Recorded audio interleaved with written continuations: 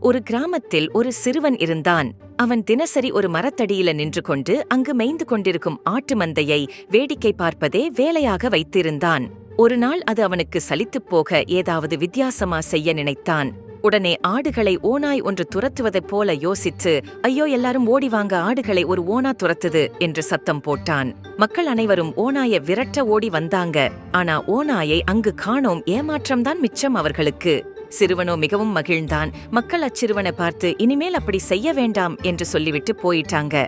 அவன் இந்த செயலை திரும்பவும் செய்தான். கிராம மக்கள் மீண்டும் ஓடி வந்தனர். அவன் பொய் சொன்னதைக் கண்டு இவன் இப்படித்தான் போலன்னு நினைச்சிட்டு திரும்பிட்டாங்க.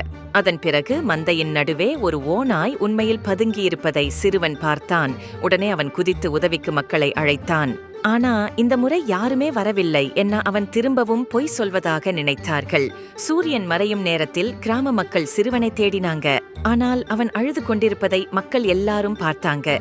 ஒரு முதியவர் முன் வந்து அவனிடம் என்னாச்சு என்று கேட்க அவன் படபடன்னு அழுதுகிட்டே பேச ஆரம்பிச்சான். உண்மையிலேயே ஒரு ஓநாய் இருந்தது, நான் பார்த்தேன். உங்க எல்லாரையும் உதவிக்கு அழைத்தேன். ஆனா நீங்க யாருமே வரல. இப்போ முழு மந்தையும் போய்விட்டது என்று கூறினான். அந்த முதியவர் அவனுக்கு ஆறுதல் கூறினார். நேர்மையாக இருந்தாலும் யாரும் பொய் சொல்பவர்களை நம்ப மாட்டாங்க. பொய் நம்பிக்கையை உடைக்கிறது என்று கூறினார். என்ன நண்பர்களே, இனி பொய் சொல்லாம வாழ பழகுவோமா?